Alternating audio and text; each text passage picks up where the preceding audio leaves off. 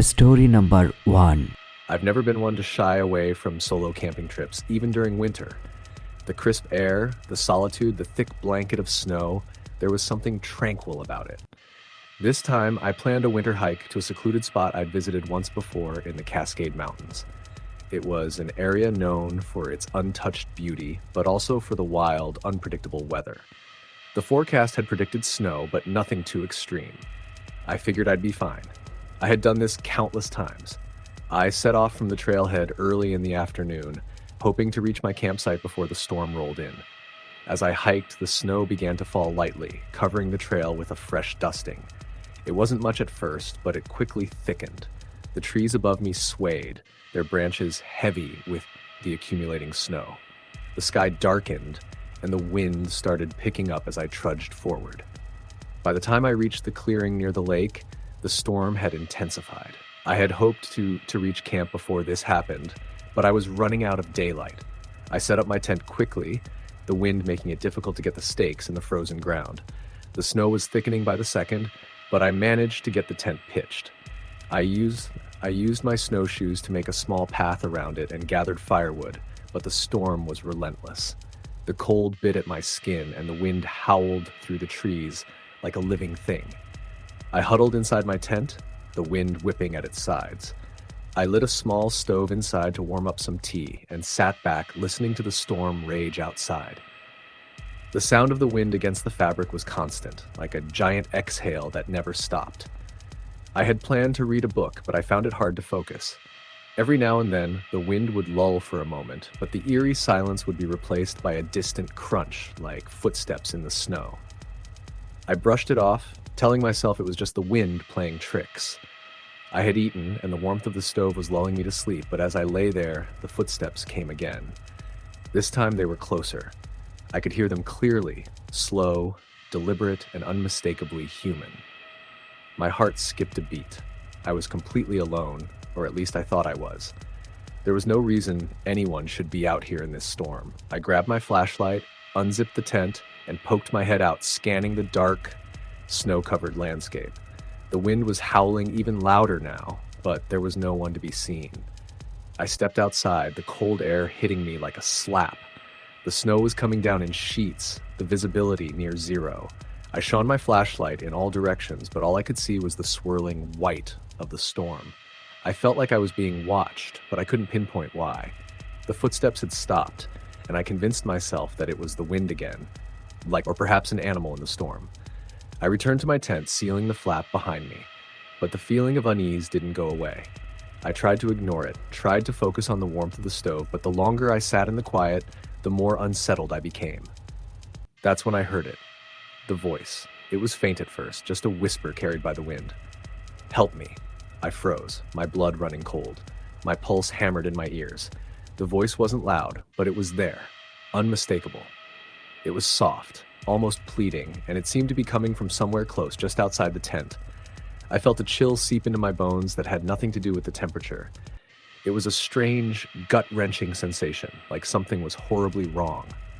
I unzipped the tent again, more slowly this time, holding my breath. The snowstorm had picked up even more, the wind whipping violently, and the world outside was a blur of white. I stepped out cautiously, scanning the area. The only sound was the wind, the snow stinging my face as it blew in sideways. There were no footprints, no signs of movement. I called out, trying to sound calm, though my voice betrayed my fear. "Hello? Is someone out there?" There was no response, just the wind. The storm was so thick I couldn't see more than a few feet in any direction. My flashlight barely cut through the snow, and I felt a growing panic rising in my chest. The voice had been real. I had heard it, clear as day. But who or what had said it? I took a few tentative steps away from the tent, looking around. The footsteps came again, but now they were unmistakable. Crunch, crunch, crunch. Slow and deliberate, just out of my line of sight. I called out again, louder this time. "Who's there?" The footsteps paused, then continued, but they were circling me. It was as if whatever was out there knew exactly where I was, knew exactly where I was standing. I felt a wave of terror wash over me. My mind raced. Was it another camper? A hiker lost in the storm? But no one should be out here. I had seen no other vehicles at the trailhead when I left. I turned back toward the tent, but as I moved, I thought I saw something in the distance. Movement, a figure barely visible against the backdrop of swirling snow. I squinted, my heart thudding in my chest. The figure was standing motionless, facing me, but there was something off about it. It didn't look human, not entirely. It was as if the storm itself had shaped the form, a shadow with edges that blurred and shifted. "Help me."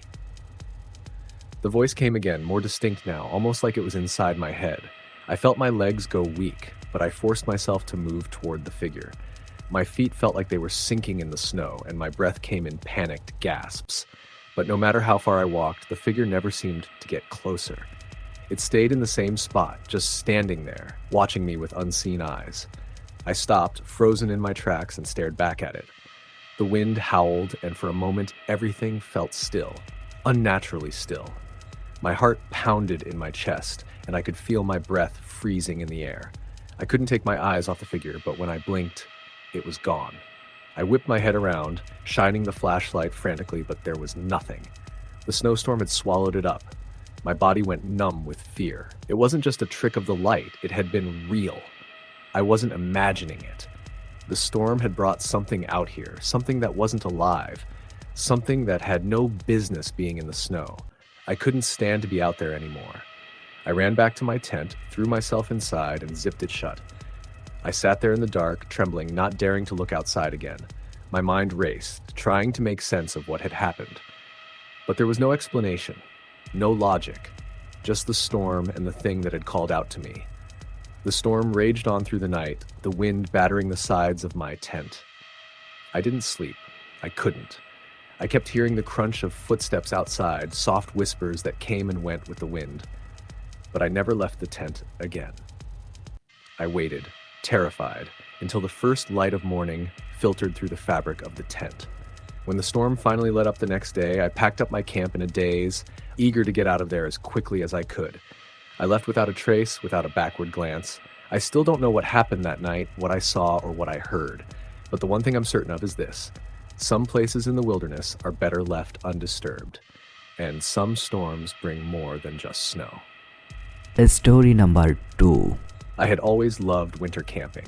The solitude of the snow-covered wilderness, the crisp, sharp air, and the serenity of being completely cut off from the world. It's something that's always called to me. My favorite place to camp is a remote spot near the high passes where the snow piles up deep and the trails are all but empty. That winter, I had planned a trip that I had been thinking about for months. A solo adventure to a camping site near Mount Olympia. Yep, a spot that would require some decent hiking to get to, but one I knew well. The weather forecast predicted a snowstorm, but I wasn't concerned. I was used to winter storms. I knew how to prepare and had the right gear. By the time I arrived at the trailhead, the snow was already falling in thick, swirling sheets. The sky had darkened and the wind was starting to pick up. I didn't mind. I preferred the stormy weather. It kept the crowds away. I threw my pack over my shoulder and started the hike up. The snow began to cover the trail quickly, and visibility dropped with each step. The wind howled through the trees, making everything feel even more remote. I knew the trail would be difficult, but I was prepared for the challenge. I had packed my tent, sleeping bag, and all the necessities, and I was confident I could make it to my campsite by nightfall. As the hours wore on, the storm only intensified. The snow was falling heavily now, the wind making it hard to keep my bearings. By the time I finally reached the site, I was completely exhausted. The forest was dead quiet, save for the howling wind. The trees creaked under the weight of the snow, their branches bending with the force. I set up camp quickly, knowing the storm was only going to get worse. The tent was up, the fire started, and I was tucked inside, my body shivering from the cold. The warmth from the fire helped, but the isolation of the place began to creep into my mind. I had been alone on many trips before, but this felt different. Maybe it was the storm, or maybe it was the weight of the silence that hung in the air. As night fell, the snowstorm intensified, the wind picking up and shaking the tent. I huddled inside, listening to the storm rage outside. The fire crackled and popped, but the darkness felt oppressive, the kind of darkness that almost feels alive. I tried to push the unease from my mind, focusing on the sounds of the storm, the wind howling through the trees, but something felt off. It was the stillness that got to me. Then, around midnight, I heard something that made my blood run cold. A faint sound, soft at first, but unmistakable, footsteps in the snow. The wind had calmed for a moment, and the crunch of boots in the snow was clear. I froze, straining my ears to listen. I couldn't see a thing, the snow obscuring everything outside, but the footsteps continued, slow and deliberate, circling the perimeter of my camp. I grabbed my flashlight, my heart pounding in my chest. Maybe it was another hiker, someone lost in the storm. I had seen people before, people who had gotten caught in the mountains during a snowstorm, trying to find shelter. The footsteps stopped for a moment, and I thought I imagined it, but then they started again, closer this time. The snow was so thick, I could barely see the beam of my flashlight more than a few feet away, but the sound was so clear. I unzipped the tent just enough to peek outside. The world was pure white, the snow falling in thick sheets, but there was no one there. The footsteps had stopped. There was no sign of anyone around me. No tracks in the snow, nothing. I stepped outside, my breath coming out in white clouds.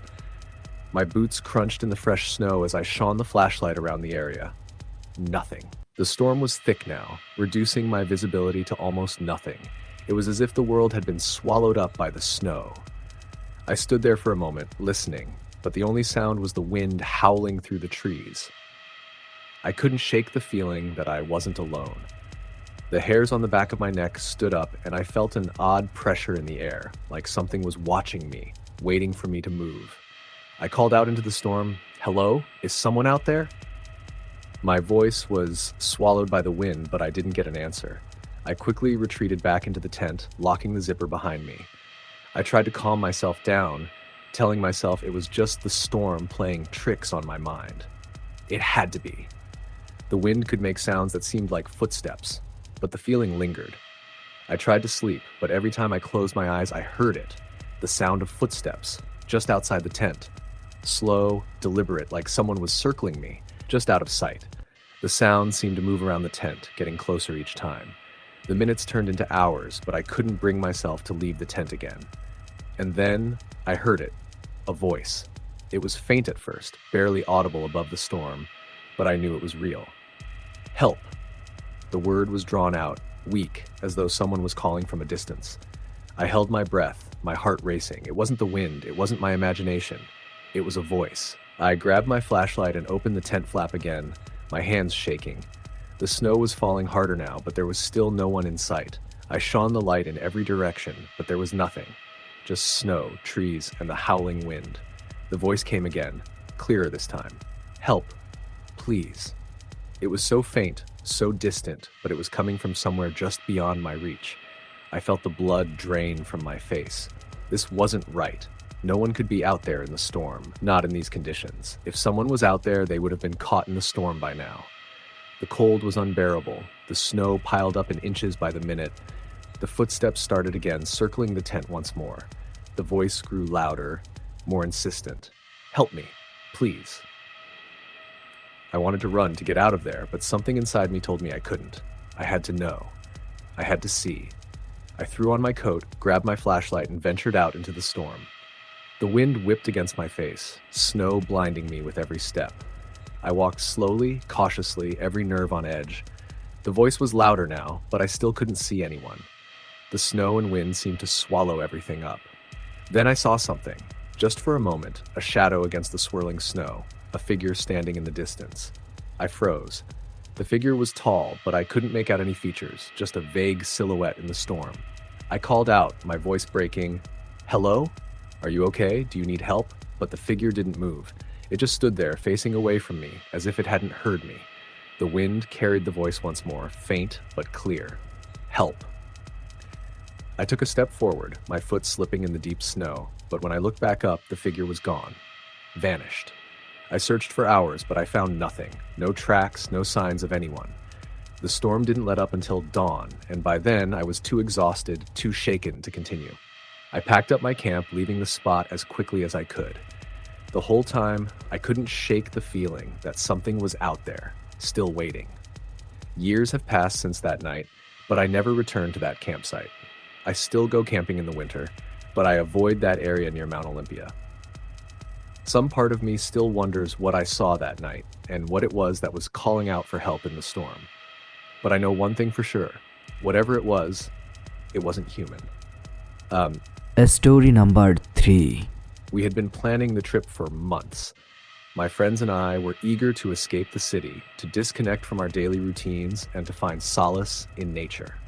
So, when the forecast predicted a light snowstorm for the weekend, we thought it would add to the experience. A winter camping trip, surrounded by snow-covered trees and the peace of the wilderness. What could go wrong? I had hiked and camped in the Adirondacks many times, but it was my first winter camping experience. There was something alluring about the isolation that winter brought. The absence of crowds, the stark beauty of a snow-blanketed landscape, and the quiet stillness that filled the air. My friends, Tim, John, and Rachel, had all agreed to come along. They were seasoned campers, and we were all excited for the challenge. We arrived at the trailhead late Friday afternoon. The snow was light at that point, just enough to cover the ground in a thin dusting. The wind was picking up, and a chill had already settled in the air. We loaded our backpacks and began our hike, the soft crunch of snow beneath our boots the only sound breaking the silence of the forest. As we made our way deeper into the woods, the snow began to fall heavier, and the wind picked up.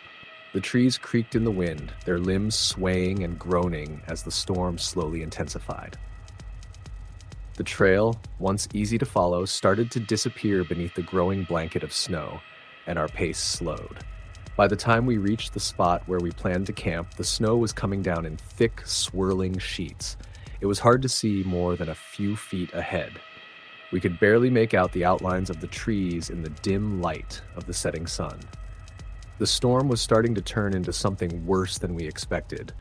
Winds were gusting at nearly 50 miles per hour, and snowflakes whipped around us, stinging our faces. We quickly set up camp, struggling to get our tent secure in the wind. It wasn't easy. The fabric flapped violently as we worked, but we finally managed to get it up and our gear inside. We gathered around the fire we managed to get going, huddling together for warmth. The storm howled around us, but within the small circle of light cast by the fire, it felt almost peaceful. Tim and John joked about the storm, as if trying to ignore the fact that we were isolated in the middle of nowhere with no way out if things got worse. Rachel, usually the more cautious of the group, was unusually quiet. "Isn't it amazing how still everything gets in the snow?" she said, her voice a little too loud in the calm after the storm's fury. "It feels like the world is holding its breath." I glanced around the woods. It was odd. The trees swayed in the wind, but other than that, there was no other noise. No birds, no animals moving through the snow, nothing. It was as though the forest had gone completely silent, as if all life had retreated from the storm. I shook my head, telling myself it was just the weather playing tricks on me. As night fell, the temperature dropped sharply. We huddled around the fire, eating our freeze-dried meals and passing around a bottle of whiskey to keep warm. But despite the heat from the fire, I could feel the cold creeping into my bones. The wind continued to howl around us, rattling the trees, and the sound of the storm pressing in against the fabric of the tent only added to the unease. We crawled into the tent after dinner, our limbs stiff from the cold. Tim and John were already snoring when Rachel and I lay down. The sound of the storm outside seemed to amplify once we were inside, the tent walls rippling in the wind. It was hard to sleep with the constant battering of the storm and the creaks of the tent, but eventually exhaustion overtook me, and I drifted off. I don't know how much time passed, but I was jolted awake by a strange noise. It wasn't the wind. It was faint, a soft tapping sound against the side of the tent. It was so quiet that I thought I had imagined it, but then I heard it again. Tap, tap. My heart started to race. I lay perfectly still, listening. The noise continued, rhythmic and slow. I turned to Rachel, who was also awake now, staring wide-eyed at the tent wall. "Do you hear that?" I whispered. She nodded, her face pale in the dim light. The tapping was getting louder now, closer. It was coming from the side of the tent, like something was walking around it. We held our breath, listening as the sound moved from one side of the tent to the other. I could hear the snow crunching under the footsteps, soft but deliberate. There was something unnerving about the way it moved. "Who's out there?" I whispered, my voice trembling. But there was no response, no answering sound, just the steady tapping. I had no idea what it was. The wind could have caused the tent to move, or maybe an animal was outside, though it didn't sound like anything I had heard before. I thought about the possibility of another group of campers, but the area was so isolated. There was no way anyone else was out here. "Maybe it's just a deer," Rachel said, though she didn't sound convinced. "Deer walk like that, don't they?" "I don't think deer walk in a circle around a tent," I said, my voice tight. My instincts told me something was very wrong, and I didn't know how to explain it. The tapping stopped suddenly. Silence fell, but it wasn't comforting. It was thick, suffocating. We listened for any sounds, but the storm had muted everything. It was almost as if the world had stopped moving altogether. Then, just as suddenly, the wind died down for a moment, and in that brief stillness, we heard something else. Something that sent ice through my veins. A voice. Soft and rasping like it was carried on the wind, but it was undeniably there. "Leave," the voice whispered, barely audible, but clear enough that I could make out the words. "Leave now." I froze. Rachel's face went pale, and I could see the fear in her eyes. We both lay there, staring at the tent wall, not daring to speak, not daring to move. The wind picked up again, and the voice was lost in the howling storm, but the words echoed in my head, over and over. "Leave now." I wanted to call out, to demand who it was, but something told me not to. The voice had been too close, too real. Whatever it was, whoever it was, I didn't want to attract its attention. The rest of the night passed in a haze of fear. The storm continued to rage outside, but no more sounds came from the woods. We barely slept, both of us too terrified to close our eyes for long. When morning finally arrived, the storm was still in full force. The snow had accumulated several feet deep, and visibility was so poor we could barely see the outline of the trees just outside the tent. We decided to pack up and leave, our earlier excitement gone. No one said much. We just packed our things in silence, eager to get out of there, the weight of the night's events pressing down on us. The hike back was treacherous. The snow had drifted deep, making the trail difficult to follow, but we kept moving, each of us desperate to put distance between us and the campsite. When we reached the trailhead, we didn't stop to talk. We just climbed into the car and drove off, the storm still raging in our rearview mirror. We never spoke of it again, but I couldn't shake the feeling that whatever we had encountered that night was still out there, waiting. Story the end. Story number 4. The snowstorm came out of nowhere, hitting the mountain with a ferocity I hadn't expected. I had planned this trip for months, a solo winter camping adventure to the remote sites by Glacier Lake. The trailhead had been eerily quiet when I started, the snow already thickening, but I was used to the wilderness, and I knew what I was doing. The weather wasn't supposed to get bad until later in the evening. It was supposed to be just a light dusting, nothing more. The first few hours were peaceful, a pristine winter wonderland of thick pine trees and a soft white carpet covering the ground. But as I made my way deeper into the forest, the wind picked up, and the storm began to build faster than I anticipated. By the time I reached the clearing where I planned to camp, the snow was coming down heavily. The gusts were strong enough that I had to dig my feet into the snow to keep from being blown back. I set up camp quickly, burying the base of my tent in the snow to anchor it. I worked as quickly as I could, my hands frozen despite the gloves, but the whole time I felt a strange unease gnawing at me. It was hard to explain, but something about the silence was unsettling. The storm had swallowed up every sound. The wind was the only noise, howling like a wild animal circling its prey. By the time I was done setting up camp, the night had settled in and the snowstorm showed no sign of letting up. I built a small fire outside the tent to provide some warmth and light. The fire crackled and popped, sending occasional sparks into the darkened sky. I wrapped myself in a thick blanket and huddled by the flames, trying to stay warm. I had planned on a nice quiet evening, reading a book and listening to the wind, but that strange feeling wouldn't leave. I tried to shake it off. After all, it was just a snowstorm, but something in the back of my mind whispered that I wasn't alone. At around midnight, After I had retired to the warmth of my tent, the noises began. Soft, almost imperceptible at first. Thuds in the snow, the faintest crunching of footsteps. I told myself it was the wind or an animal. The snowstorm could make anything sound like footsteps, couldn't it?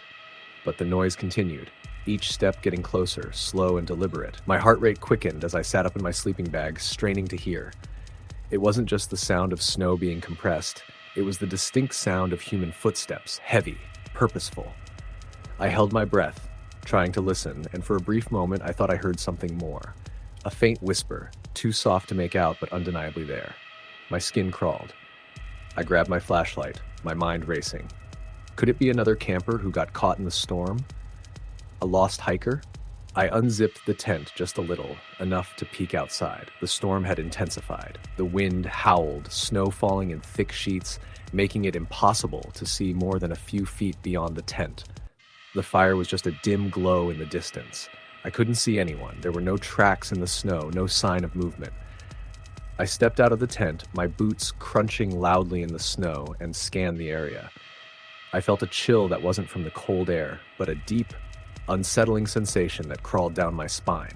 There was no one there, no footprints, no sound other than the fierce wind. Still, I couldn't shake the feeling that something was off, something was waiting. I called out, my voice barely audible over the wind. "Hello? Is anyone out there?" Nothing. I waited a few more minutes, but the silence returned and the unease didn't dissipate. I went back into the tent, locked the flap, and tried to calm myself. It was just the storm playing tricks on my mind, but I couldn't sleep. Every few minutes, I thought I heard it again, the crunching of footsteps getting closer, then fading away as though someone was circling the tent. I tried to block it out, but the noise was relentless. Then, the whispering came again. It wasn't just a faint sound this time. It was clearer, urgent, almost like a chant. Help. Help me. I shot up in my sleeping bag, my heart pounding in my chest. I could hear it, the voice, coming from just outside the tent. It wasn't the wind, it wasn't the storm. Someone or something was out there, speaking directly to me. I didn't know what to do. My mind raced. I thought about the possibility of a lost hiker, someone in distress, but it didn't make sense. No one would be out here in this kind of storm without proper gear. I felt the urge to go out to check, but at the same time, something held me back. Fear. I wasn't sure I could trust what I was hearing. The voice grew louder. Help me. Please help me. I couldn't take it anymore. I grabbed my flashlight again, and with shaking hands, I unzipped the tent and stepped outside. The cold hit me like a slap in the face, but I didn't care. I had to find out who, or what, was calling for help. The snowstorm had reduced visibility to nothing, and the wind pushed against me, nearly knocking me off balance. I called out again, my voice lost in the storm. "Who's out there? Are you okay?" The voice stopped, and for a moment everything went silent. Then I heard it. A low, soft sound, almost like a cry. I spun around, searching through the snow, the flashlight beam cutting through the darkness, but again there was nothing. I walked in the direction of the sound, moving cautiously. Each step was more difficult than the last, the snow thick and heavy underfoot. I called out again, but the only response was the wind. And then, just as suddenly as it had started, it stopped. The footsteps, the voice, everything went still. The snow continued to fall, the wind howling, but the eerie presence that had filled the air was gone. I didn't know what to think. Was I just imagining things? Was I sleep-deprived from the cold and isolation? Or was there something more to it, something I couldn't explain? I couldn't stay out any longer. I returned to the tent, locked the zipper, and buried myself in my sleeping bag. I didn't sleep that night. The storm raged on, and my mind raced. The feeling of being watched never left me. I kept listening, waiting for the footsteps to return, but they never did. The voice was gone. The next morning, the snowstorm had finally subsided. I packed up my camp as quickly as I could, my hands trembling, and I left the area without looking back. I've never been able to shake the feeling that something was out there that night, something beyond explanation. I've heard stories about ghosts in the mountains, about lost souls who wander the snowstorms looking for help. Maybe it was just an old tale, a story to make the wilderness seem more mysterious. But I've never been back to that campsite, and I'll never forget the feeling of being watched, the voice in the storm that called out for help. Story number 5. We'd been planning the camping trip for months. My friend Jason and I were both veterans of the outdoors, with countless weekend hikes and camping trips under our belts. This winter, we decided to take it up a notch. We picked a secluded campsite high in the mountains in upstate New York, a place we thought would offer peace and solitude, far from the distractions of the world. The forecast predicted a light snowstorm, which added an element of adventure, something we both secretly craved. Little did we know, it would turn into an experience neither of us would ever forget. The drive out was uneventful, with snow gently falling as we made our way to the trailhead. The woods were quiet and serene, a scene out of a winter postcard. We both joked about how it was the perfect setting for a ghost story or some horror movie, but as usual, we dismissed it with a laugh, continuing on our way. The hike to the campsite was tough, but manageable. As we made our way deeper into the woods, the snow began to accumulate more quickly, and the trail became harder to follow. Jason joked about how it felt like we were walking into the middle of nowhere. We joked about a lot of things, mostly to avoid the eerie feeling that was creeping in. By the time we reached the clearing where we planned to set up camp, it was already late afternoon. The storm had intensified, with heavy snow now falling and gusts of wind whipped through the trees. We found a spot near a small creek, the sound of the running water almost lost in the howl of the wind. It was getting darker by the minute. We set up the tent quickly, struggling against the wind. The cold bit through our clothes, and the snow seemed to fall harder with each passing minute. I remember Jason mentioning how the forest felt almost too quiet. He said it was like the animals had vanished. I brushed it off, but there was something about the silence that was unsettling. Normally in the woods, you'd hear the occasional rustle or distant animal call, but here, there was only the wind. By the time the tent was set up, the snow was nearly blinding, and the wind had picked up to a near howl. We huddled inside our tent, trying to stay warm as we prepared our campfire dinner. It was hard to concentrate on anything, really. The storm outside rattled the walls of the tent, and the temperature dropped with each passing hour. As the evening stretched into night, we ate our freeze-dried meals, making small talk about nothing in particular. The fire outside burned low, and the only sounds were the crackle of the fire and the wind howling through the trees. Then, after a while, the wind began to die down. The trees, which had been shaking violently just moments before, now stood still, eerily silent. "Hey, you hear that?" Jason said suddenly, his voice cutting through the quiet. I froze, straining to listen. At first there was nothing, but then, just beyond the trees, I thought I heard a faint sound, a whisper, almost indistinguishable from the wind. I couldn't make it out, but it sounded like it was coming from the direction of the forest. "Probably just the wind," I said, trying to reassure myself more than him. Jason didn't look convinced. He got up and went outside, his figure barely visible through the flurry of snow. I didn't hear him speak, but he was looking around, his head swiveling from side to side as if searching for something. When he came back, he didn't say anything. He just zipped the door of the tent shut, and we both sat in silence for a few moments. The storm outside was still fierce, but there was an unsettling quiet now. It wasn't like the quiet of nature. This was a deep, unnatural stillness. "Okay, this is starting to freak me out," Jason said, his voice strained. "Something's not right." Before I could respond, we both heard it again. This time, it was unmistakable. A voice. Soft, distant, but undeniably human. It sounded like a whisper, but it was clear. "Help!" I couldn't move for a moment, frozen in place. Jason looked at me with wide eyes. "Did you hear that?" I nodded, but the words stuck in my throat. "Yeah, what the hell was that?" We both stayed silent, listening. The voice came again, slightly louder this time, followed by a sound that I can only describe as a faint scraping noise, like something dragging through the snow. My pulse raced as the hairs on the back of my neck stood up. Jason turned to me, eyes wide in panic. "I'm going outside," he said, his voice low. "Stay here. I'll check it out." "No, Jason, don't." I started, but he was already unzipping the tent. I tried to call after him, but the storm swallowed my words. My breath caught in my throat as I watched him disappear into the snowstorm. The wind whipped around me, and I suddenly felt very alone, even though Jason was only a few feet away. I could hear him shouting in the wind, but his words were lost. Then there was silence. I lay in the tent, heart pounding, waiting for him to return. Minutes passed, but Jason didn't come back. I got up and unzipped the tent, stepping out into the storm. The cold hit me immediately, freezing the breath in my lungs. I looked around, but I couldn't see anything in the swirling white of the storm. The trees seemed to shift in and out of focus, their branches bending and swaying. "Jason?" I called, my voice cracking against the howling wind. There was no response. "Jason!" I started walking into the woods, but every step felt like it was pulling me deeper into some unknown place. The storm made it hard to see more than a few feet ahead. My thoughts raced. Where could he have gone? Why didn't he come back? And then I heard it again, this time much closer, that same whisper. "Help!" I froze, my heart sinking. It wasn't Jason. The voice was coming from the forest, but there was something wrong about it. Something cold, distant. I ran back to the tent, my legs barely keeping me steady in the snow. I dove inside and zipped the door shut, gasping for air. I tried to call Jason's name again, but the wind had picked up again, drowning out any sound. I could feel my hands shaking. What was going on?